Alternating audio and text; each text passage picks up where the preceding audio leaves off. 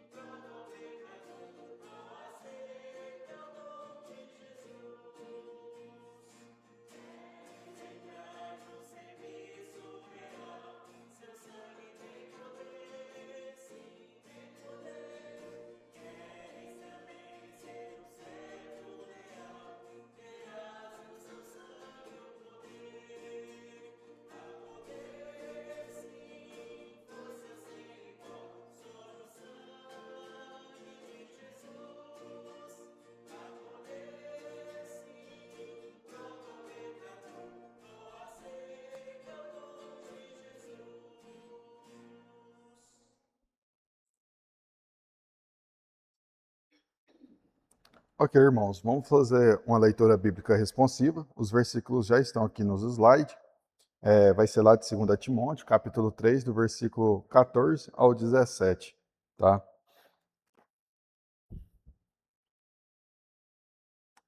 Então, o versículo 14 inicia assim: Tu, porém, permanece naquilo que aprendeste, e de que foste inteiramente sabendo de...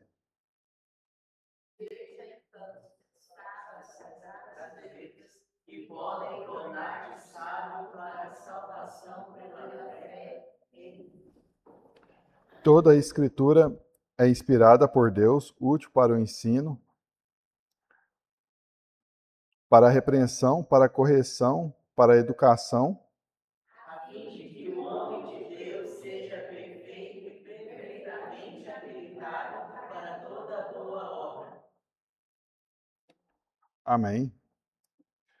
Sejam bem-vindos. Seguindo para a parte de avisos, lembrando que nessa próxima quarta-feira a gente tem o culto de... Hoje à noite, né? A gente tem o culto de adoração às 7h30. Vai estar sendo ministrado pelo pastor Atos, né? Venham, então, hoje à noite, para a gente estar cantando junto. Aí, nessa quarta-feira, a gente vai ter o culto de oração e ensino, que também inicia às 7h30.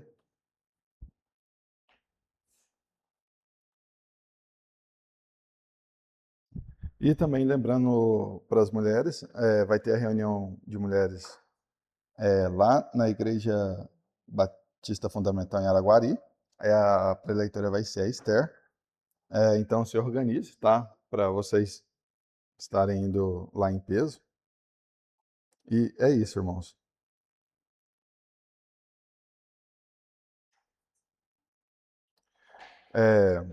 Sobre a parte do dízimos e ofertas, em 2 Coríntios capítulo 9, versículo 7, diz assim: Cada um contribua segundo propôs o seu coração, não com tristeza ou por necessidade, porque Deus ama ao que dá com alegria. Então, enquanto os irmãos têm a oportunidade de estar ofertando, vamos estar cantando Tudo Entregarei.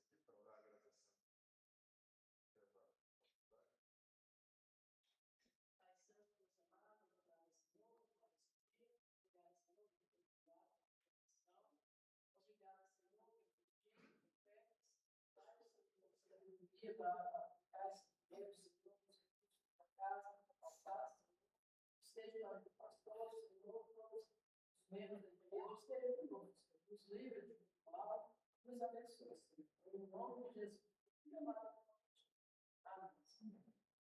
Amém. Vamos cantar a próxima canção, é o hino do mês. Eu vou pedir a que eles puderem se colocar de pé para a gente estar cantando ele.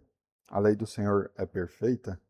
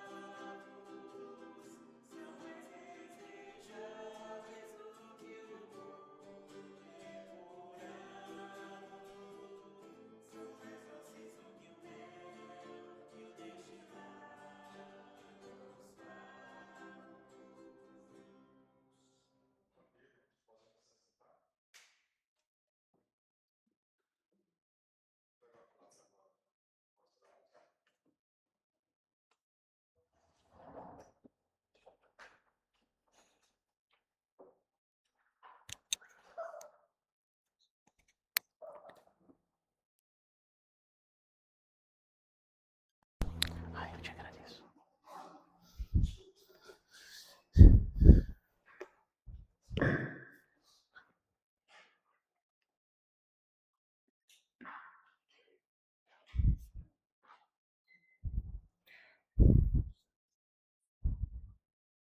Bom dia, irmãos.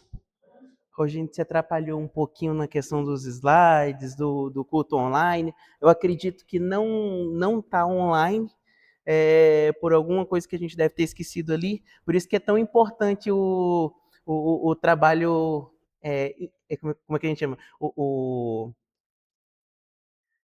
Tem o front-end, que é a parte da frente, mas tem o back-end, né? O pessoal que está atrás, né? Então, o pessoal que está atrás é que faz diferença, né? É o que auxilia, né? Os bastidores, obrigado. Era essa palavra que eu queria lembrar. Então, não tá, né? Mas a gente colocou para gravar, depois a gente coloca no YouTube. Então, assim, o pessoal que está nos bastidores faz falta, né? E a gente só percebe isso quando não tem eles, né? Então, a gente tem que dar graças a Deus pela vida dos meninos e também porque eles estão lá no acampamento hoje, né? Então, que Deus possa abençoar a vida deles. Irmãos, eu queria abrir a Bíblia com os irmãos hoje, lá em Mateus, capítulo 24. Nos últimos anos, eu tenho percebido que a gente muitas vezes tem esquecido de falar sobre um tema tão importante, que é um tema escatológico, mas de uma perspectiva atual. Normalmente, quando a gente fala das Escrituras, a gente geralmente coloca o histórico do que passou ou o futuro, mas algo que ainda está distante. E eu queria colocar hoje para os irmãos, em Mateus capítulo 24, versículos de 37 a 39, são 3 versículos que Jesus Cristo está falando para os discípulos especificamente, e ele está colocando ali para a vida deles naquele momento.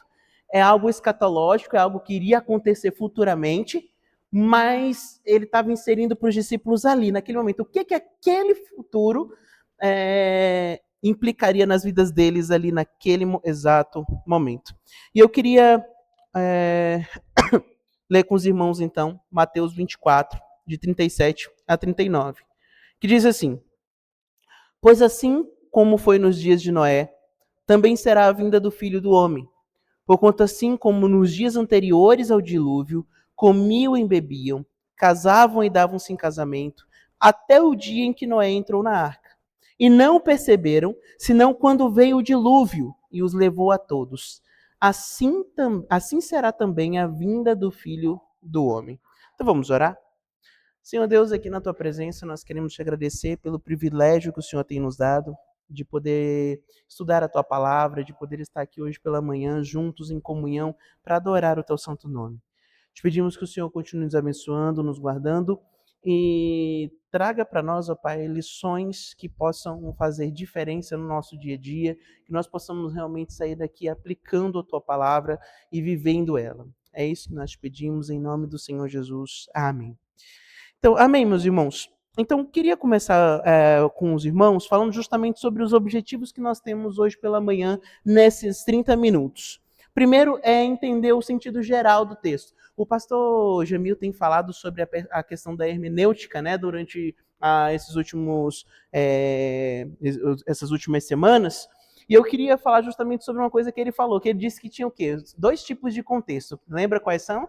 Contexto imediato e o contexto remoto, ou seja, global, né? Então, eu queria compreender o sentido do texto aqui com os irmãos, mas também entender qual o paralelo que Jesus Cristo fez entre os dias de Noé e os dias dos discípulos que estavam ali naquele momento e a vinda do Senhor Jesus Cristo, a volta dele, né? E também aplicar a advertência de Jesus à igreja atual. Então, dentro do contexto geral, nós precisamos entender 2 coisas.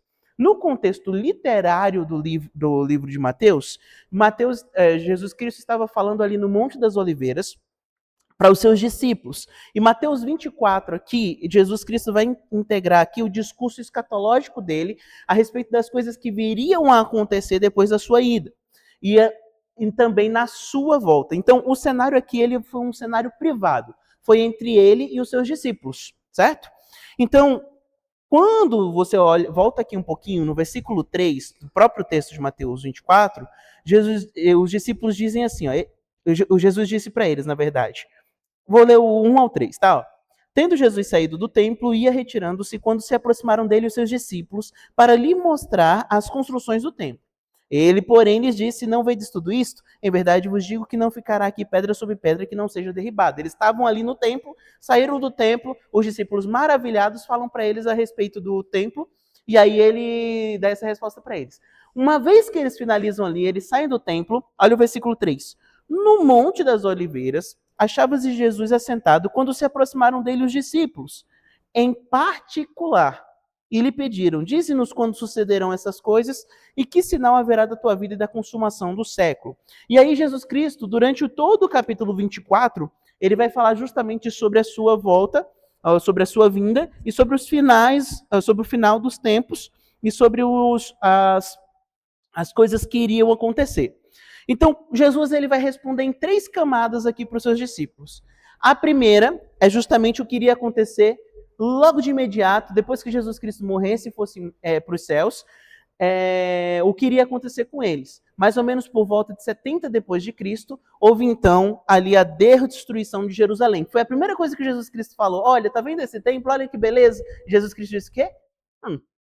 Não vai ter pedra sobre pedra. Então vai ser, olha, uma coisa iminente. Rapidinho vocês vão perder isso aqui. Deu 70 depois de Cristo, veio a destruição ali do templo de Jerusalém. Aí depois nós temos do versículo 3 até o versículo 14, vai falar sobre a era da igreja, sobre o tempo aqui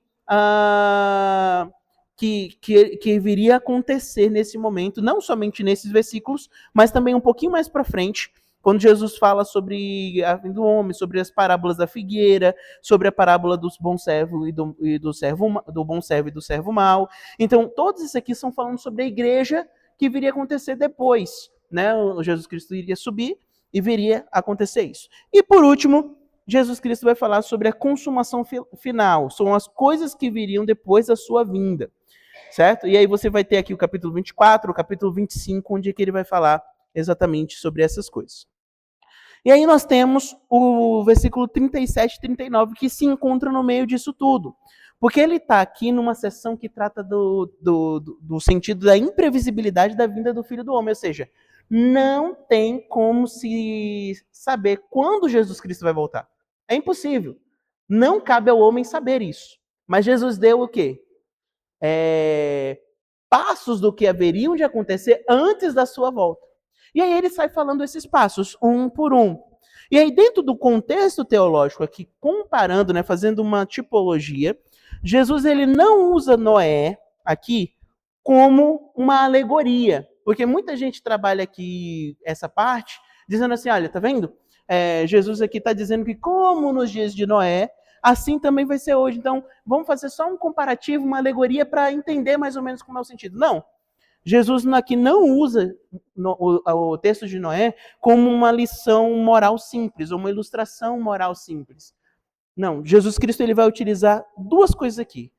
Primeiro, ele utiliza Noé aqui como um tipo histórico real, algo que aconteceu e que será semelhante, que antecipa ali o padrão escatológico. Então, três coisas que nós podemos entender dentro desse contexto aqui.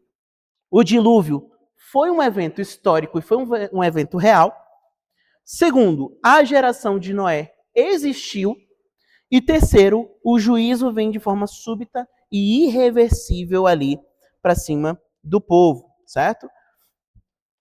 Aí, dentro do contexto imediato, para nós entendermos essas três coisinhas aí. Primeiro, o dia e a hora que o Senhor Jesus Cristo voltará, ela é desconhecida. Nós não sabemos. Minha pergunta é, no tempo de Noé, quando Noé estava pregando para o povo, que a gente vai ver esse texto em Hebreus, quando o povo está vendo, alguém sabia quando viria a chuva? Quando viria as grandes chuvas? Ninguém sabia. O fato é que Noé estava construindo a arca, o povo estava vendo. Mas eles não deram atenção às palavras de Noé. Da mesma forma, vai ser a volta do Filho do Homem. A anunciação do Evangelho está constantemente aí, mas as pessoas não dão ouvidos. O dia e a hora são desconhecidos, mas irá acontecer. Segundo, é uma necessidade de vigilância. Por quê? Noé vigiou constantemente. Noé não sabia também quando viria. Ele estava fazendo algo pela fé. Deus não falou assim, olha, daqui a 70 anos, daqui a 120 anos, daqui a 200 anos vai acontecer. Não, ele falou, olha, vai acontecer.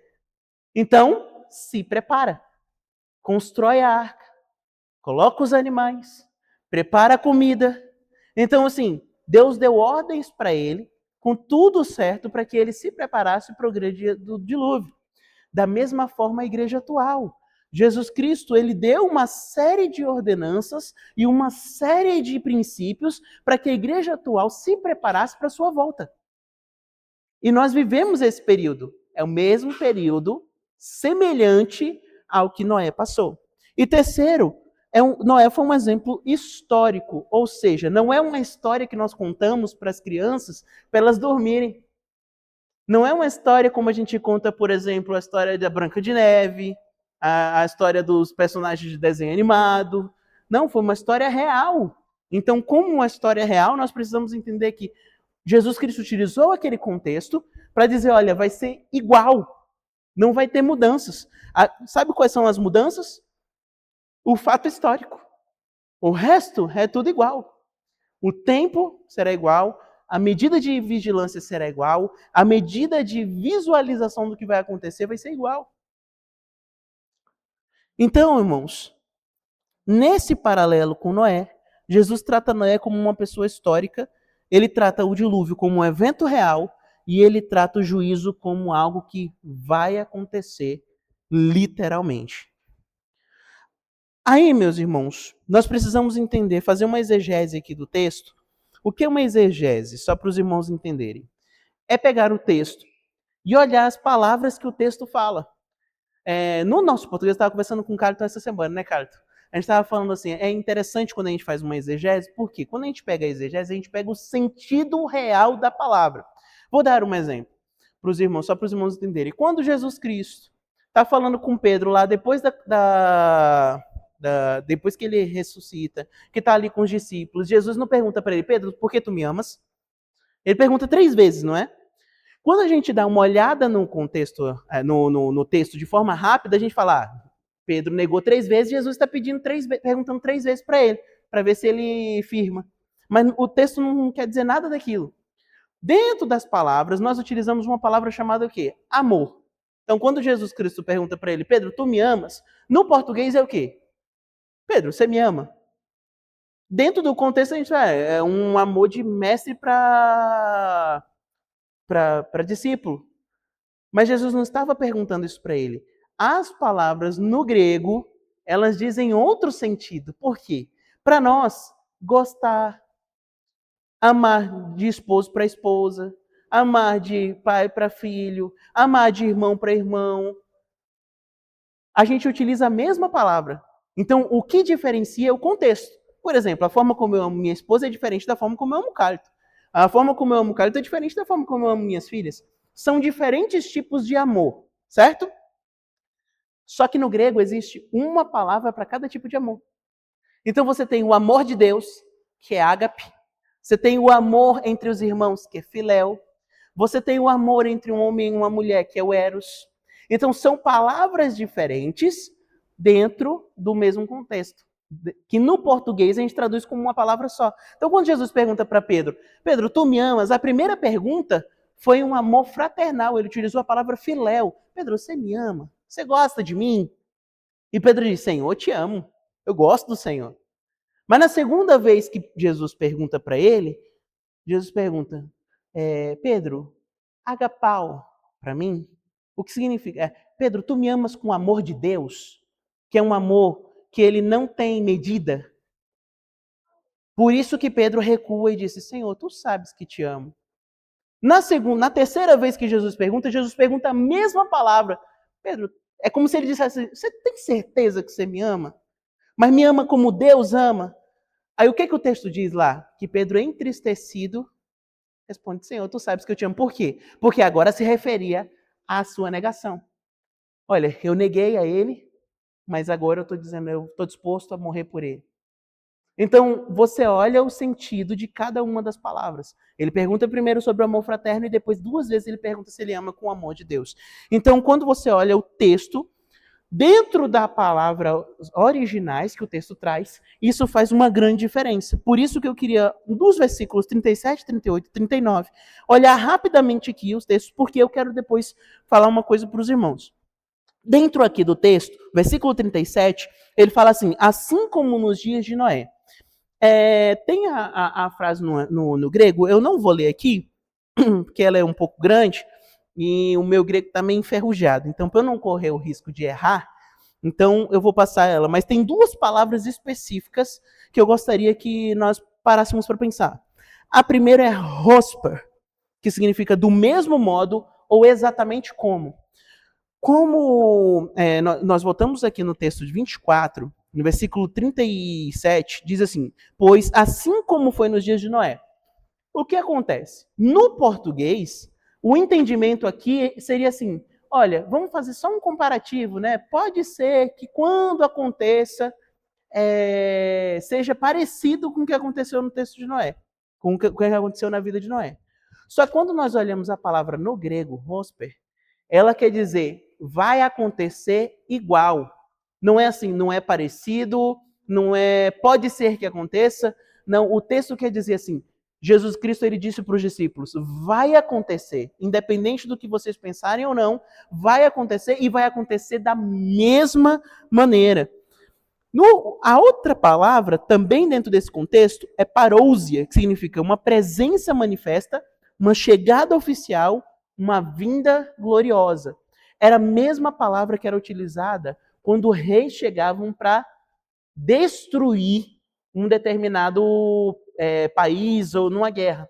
Ou seja, assim como nos dias de Noé, que vai acontecer, olha a continuação, também será a vinda do Filho do Homem, de forma gloriosa, para finalização do que já começou.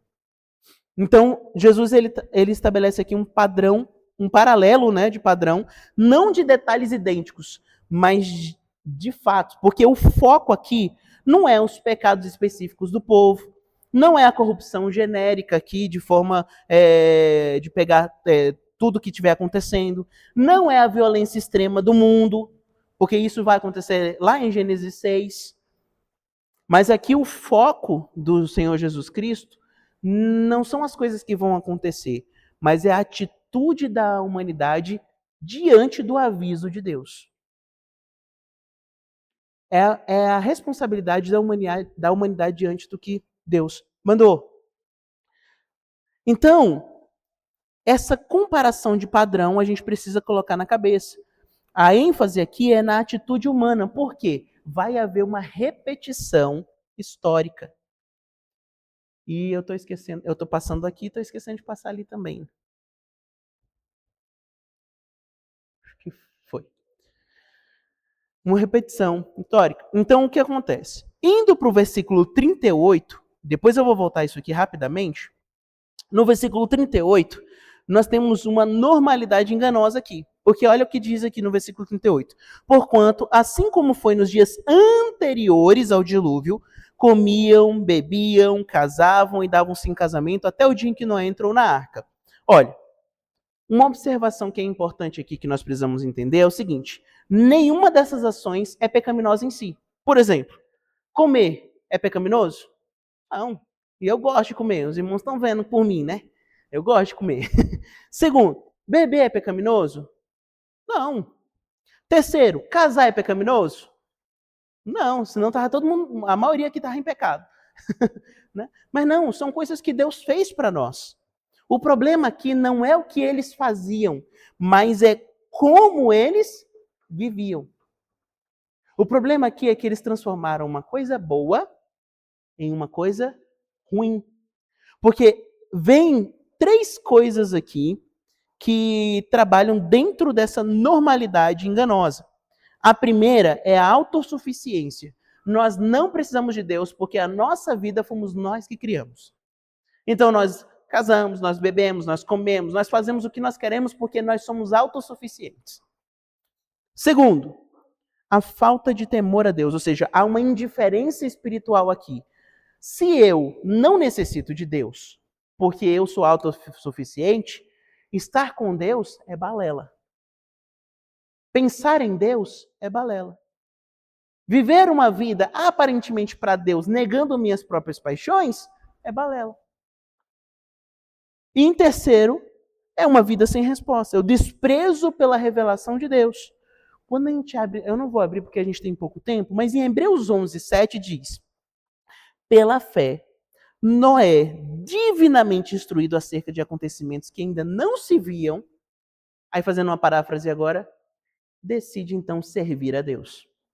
Então, enquanto Noé estava vivendo pela fé, o mundo vivia pela rotina sem temor. As pessoas começaram a viver pelos seus próprios desejos e pelas suas próprias paixões. Esqueceram de quem Deus realmente era. Então, o intuito de Jesus aqui é chamar os discípulos a entenderem, olha, a vida como vocês levam será importante para o que vai acontecer no futuro. O que vai acontecer no futuro vai acontecer independente do que vocês fizerem. Mas vocês precisam estar vigilantes. O juízo não esperou o caos. Ele veio em meio à rotina. Olha, quando foi que o dilúvio aconteceu? Quando ninguém esperava. Eles estavam lá comendo, bebendo, festejando, casando, vivendo suas vidas. Foi em meio à rotina. Foi quando aconteceu o dilúvio. Assim também vai acontecer quando Jesus Cristo voltar, na rotina diária da humanidade. O mundo não vai parar para ficar esperando Jesus voltar, não. O mundo vai estar acontecendo. Mas quem vai são aqueles que estiverem preparados para aquele dia. E aí nós temos Mateus 24, 39, que diz o seguinte, olha. Lê de novo. E não perceberam, senão quando veio o dilúvio e os levou a todos. Assim também será a vinda do Filho do Homem. Irmãos, 3 coisas que nós precisamos pensar aqui dentro do contexto. Por quê? Tem 2 expressões aqui no grego, e uma delas diz o seguinte. Na verdade, é uma expressão só.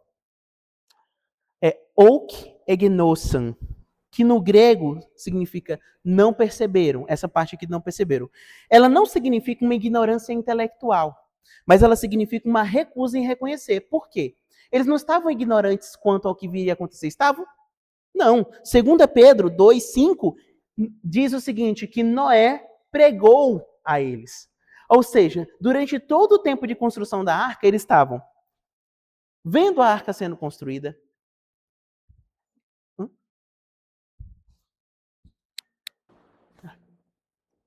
Eles estavam vendo a arca sendo construída. Eles estavam ouvindo a pregação de Noé, mas eles fizeram o quê? Ignoraram o aviso. Eles ignoraram simplesmente o aviso de tudo aquilo. Então, o juízo ele não veio sem aviso. Veio? Não. O dilúvio veio 120 anos depois do início da arca, da construção. Olha, não veio após 2 dias, assim, avisou amanhã já está acontecendo. Não. Houve tempo de preparo e o povo simplesmente ignorou. Ele veio após uma paciência divina bem longânima. O Senhor esperou. Em 120 anos, dá quantas gerações na nossa época hoje? Pelo menos umas 5, né? Se a gente for contar 25 anos, né? De uma geração para outra, 25 anos, dão 5 gerações. Naquela época eles viviam bem mais, então demorava-se um pouco mais. Mas na nossa época seriam 5 gerações, você já pensou? Daqui a 120 anos, nós vamos, se Jesus Cristo não voltar, nós não vamos ser nem sombra mais. Do que os nossos netos, ou os nossos bisnetos, tataranetos, nem vão talvez se lembrar da gente. A não ser que nós entremos nos anais da história. Mas fora isso, nós não vamos nem ser lembrados. Então eles tiveram tempo para se preparar. O dilúvio aqui, irmãos, trouxe esse contraste. Noé viveu pela fé, ele obedeceu sem ver, ele pregou a justiça, enquanto o mundo ali estava ignorando tudo aquilo que ele fazia. E aí nós entramos dentro do dilúvio especificamente, porque eu quero trabalhar com os irmãos essa partezinha específica, porque é estranho quando nós falamos sobre o dilúvio, porque quando nós estamos lendo, ou lemos de forma rápida a Bíblia, nós entendemos assim, que o dilúvio foi... E até às vezes quando a gente está contando a história para as crianças, e a gente vê isso muito na TV, nos desenhos que são colocados, que assim, começou a chover, né? E essa chuva começou a crescer, aí tem alguns filmes que mostram o pessoal batendo na arca, né? Deixa a gente entrar, e Noé dentro da arca fala, não pode, foi Deus que fechou. Né? Essa é a mentalidade que a gente tem por causa das constantes da mídia e de tudo trazendo. Só que, meus irmãos, eu vou contar uma coisa para os irmãos. Uma parte é canônica, está escrito na Bíblia, a outra parte é científica para a tentativa de compreender o que aconteceu aqui. Então, o que aconteceu aqui, de forma geral, é que em Gênesis 7, capítulo 11, diz assim, romperam-se todas as fontes do grande abismo, Então agora nós precisamos fazer uma distinção correta aqui para nós não nos perdermos. Primeiro, o texto vai descrever 3 coisas, lá em Gênesis 7. Primeiro é que fontes subterrâneas foram abertas, romperam-se. Segundo, houve uma liberação massiva de água. Foi muita água que saiu de algum lugar. E terceiro, foi um evento geofísico extraordinário que pegou todo o planeta. Nós temos isso. Então a Bíblia ela não vai descrever aqui o mecanismo científico do que aconteceu. Porém, a gente teve um estudioso, um cientista, chamado Adalto Lourenço. Infelizmente ele morreu alguns anos atrás. Eu tive o prazer de conhecê-lo, eu li todos os livros dele. E tem uma coisa que, olha, eu sou apaixonado por essa tese. Por quê? Ela é extremamente científica, mas tudo dentro dessa tese é extremamente bíblica. Por quê? A Bíblia ela não fala o mecanismo que aconteceu. Mas todos os pontos dessa tese combinam exatamente com aquilo que aconteceu ali no dilúvio. Então, qual é a hipótese apresentada por Adalto Lourenço? E aí eu queria falar com os irmãos. Agora é uma hipótese, não é o que a Bíblia fala, certo? Então vamos separar isso. Então, o que o Adalto Lourenço fala de acordo com os estudos científicos? Nós temos todo o nosso planeta Terra. Se nós pegássemos todos os continentes e encaixássemos, funcionaria, não funcionaria? A gente pega aqui o Brasil, naquela partezinha do lado, ela encaixa na África. A Austrália encaixa no finalzinho ali da África, no início a Oceania, né? Na América e na Europa, ou na África. Aí nós temos a parte lá da Groenlândia e se encaixando também em toda a parte ali superior da Europa e também na América do Norte. Então, quando você pega o mapa mundi, ele consegue se encaixar. Isso é fato. Você pode pegar o mapa mundi, não precisa nem ser estudioso para você olhar ali e você ver que ele se encaixa. Certo? Então, qual é a hipótese? É que essa terra nossa, ela era apenas um continente apenas. Não era separado. Isso era chamado, de acordo com os estudos da geologia, chamado de Pangeia, certo? Então, ou seja, a Pangeia eram todos os continentes juntos. Hoje nós separamos para estudos, Europa, África, Oceania, Ásia, América, então nós fazemos essa separação. O que acontece? Se nós tivéssemos uma chuva que ela fosse caindo forte, aqueles homens, por mais que não tivessem tecnologia, eles tinham barcos para pescaria. Concordam comigo? Eles tinham barcos para pescaria, eles pescavam naquele momento. A Terra não tinha começado ali naquele momento. Até de Adão até Noé foram alguns anos muito fortes. Então, assim, eles tiveram tempo. Então, a parte da pescaria já funcionava. Então, eles tinham barcos. Então, uma chuva muito forte não seria tão desastroso. Tem um filme sobre Noé que fala até sobre isso, que depois que as águas começaram, aí de repente passa um cara de barco do lado de Noé falando: "Oh, Noé!" Eu não sei se os irmãos já viram, é um filme antigo que falava sobre isso. Assim, aquilo ali é balela, mas o pessoal, para fazer um romantismo dentro da Bíblia, muda muita coisa, né? Mas tudo bem. O que aconteceu? A nossa Terra, dentro da geologia, ela é separada embaixo por placas tectônicas. Essas placas tectônicas, elas se movem o tempo todo. Não é à toa que em determinados momentos nós temos terremotos no Japão, no México, não é? Onde as placas tectônicas são elas vibram um pouco mais forte. O que acontece? Segundo essa tese, a Terra ela possuía uma camada grande de água. Uma camada enorme de água embaixo da Terra. E isso ainda é comprovado hoje, porque existe uma grande quantidade em determinados lugares. No Brasil, existe um local lá no Piauí, eu não sei se os irmãos conhecem, como o maior lençol freático do Brasil e da América Latina, que está embaixo do Piauí. E ele só não melhora lá, o povo só não vive bem, porque o governo não deixa perfurar lá os poços e tudo. Então, eles têm muita água. Estou falando porque eu já morei lá e eu sei como é lá. Principalmente em alguns lugares arqueológicos lá, que tem 7 cidades, entre outras cidades lá que tem. Então, ou seja, em todo o mundo existem relatos dessa quantidade de água que tem embaixo. O que se entende dentro dessa hipótese? É que existia, embaixo desse montão de terra chamado Pangeia, uma quantidade de água absurda. Essa quantidade de água estava lá.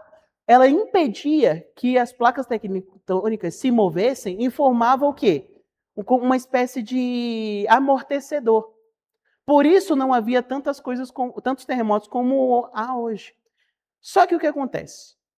Por um efeito divino, essas placas, elas se rompem, separando os continentes ali. Irmãos, quando você, principalmente criança, quando pega um balde d'água e enfia a mão dentro, o que acontece com a água? O balde está cheinho, você enfia a mão dentro, o que acontece? A água sobe e ela derrama. Então ela sobe e desce. O que acontece se todos os continentes juntos pressionassem de uma vez a água que está embaixo e houvesse uma fissura que essa água se jorrasse? O que acontecia? Ia subir. Agora pensa comigo, nós não estamos falando de uma mão, nós estamos falando de continentes. Pedaços de terra tão gigantescos que a pressão seria grande. O que ia acontecer com essa água? Essa água ia subir, mas ia subir com uma pressão absurda. Você já pegou sua mãe e fez assim na água? Quando eu era pequena eu gostava de pegar um balde da minha mãe, fazia isso aqui, tá. Aí subia aquela água, aí molhava a gente tudo, minha mãe ficava braba que só. Agora imagine isso num teor continental. Essa água sobe. A estimativa, de acordo com o cálculo que o Adalto Lourenço fez, é que essa água subiu 2 quilômetros de distância. Só que uma água que sobe, ela não subiu assim, limpinha. Ela veio com o quê? Com barro, pedra, ela veio com tudo. Tudo que estava de baixo, ela subiu, ela trouxe para cima.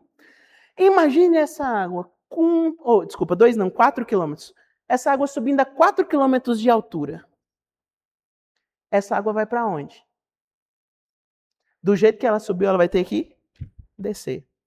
Irmãos, essa semana, eu deixei um balde grande lá em casa, enchendo com a mangueira. E deixei a mangueira mais forte, que eu estava lavando lá e tudo. Quando eu percebi, a mangueira puxou o balde. O balde era mais ou menos dessa altura, puxou o balde. Aquela água veio lá de trás do meu quintal até a frente, mas veio com uma velocidade que veio arrastando tudo que tinha lá. Mato, folha, essas coisas, tudo lá para frente. Eu fico pensando, se um balde d'água teve essa força, imagine 4 quilômetros de água para cima que iam ter que descer. A estimativa é que nessa descida ele não desceu assim, subiu e desceu aqui ralo, mas não. Na hora que ela subiu, ainda tinha água descendo. Ainda tinha água subindo. Então essa água teve que fazer uma onda. Imagine uma onda de 2 quilômetros de altura, de lama, pedra e tudo que tiver embaixo da terra. Dá tempo de escapar? Dá tempo de construir um barquinho? Não dá tempo de nada. Esses 2 quilômetros de terra e água e lama vieram percorrendo tudo e destruindo tudo. O que Jesus Cristo fala quando fosse a vinda do Filho do Homem? Seria como um relâmpago, que sai do Oriente e se mostra no Ocidente. Qual é a velocidade de um relâmpago? É a velocidade da luz. Você entende como foi rápido o negócio? Não deu tempo de se arrepender, não deu tempo nada, foi tudo de uma vez. Quando Jesus Cristo voltar, que ele vier e houver um estralo, o que vai acontecer? A gente vai ouvir as trombetas e subir. É um piscar de olhos, não vai dar tempo de arrependimento. O que acontece? A estimativa é que tenha acontecido isso. Não houve tempo. Quando Deus fechou a arca e selou ela, acabou. Todo mundo que estava fora morreu. Não deu tempo de chegar lá na arca e bater e dizer: ai, Noé, por favor, abre aqui para mim. Não deu. Não deu. Foi muito rápido. E aí, meus irmãos, quando nós olhamos isso, a Bíblia afirmando todos esses pontos, eu queria finalizar agora, então vou até passar um pouquinho mais para frente, é que a vinda do Filho do Homem ela vai ser súbita, ela vai ser rápido, não vai dar tempo de mais nada. Segundo, ela vai ser inesperada, vai ser no momento que ninguém está esperando. E terceiro, ela vai ser irreversível. Ela vai ser irreversível. A vinda do Filho do Homem será dessa maneira. Então, meus irmãos, para nós finalizarmos aqui, só para fazermos. Eu não vou fazer esse comparativo, porque ainda tinha bastante coisa, mas como promessa final aqui, que nós podemos ver, deixa eu só passar ali. Aí. Como promessa final, nós precisamos estar vigilantes. Então, bem-aventurados aqueles servos a quem o Senhor, quando vier, achar vigilantes. Nós, como cristãos, precisamos ter esse sentido e esse teor das Escrituras sobre a vinda do Filho do Homem, sobre a volta do Senhor Jesus Cristo, na nossa mente e no nosso coração. A Bíblia fala sobre uma coroa que será dada àqueles que esperam ardentemente pela volta do Senhor Jesus Cristo. Nós precisamos estar ardentemente esperando a volta dele. Ai, mas eu não sei quando for. Ou eu não sei quando vai ser. Nem eu. Mas uma coisa que nós podemos ter certeza é que ele vai vir. E como nos dias de Noé, vai pegar quando todos estiverem desprevenidos. Então nós precisamos estar como igreja preparados. Amém? Vamos orar ao Senhor. Pai, aqui na tua presença, nós queremos te pedir e te agradecer pelo privilégio que nós temos de ouvir a tua palavra. Nos ajude a estar com nossos corações sempre atentos, sempre abertos ao Senhor, para nós vivermos para a tua glória. É isso que nós pedimos e te agradecemos. Em nome do Senhor Jesus. Amém. Então, amém, meus irmãos.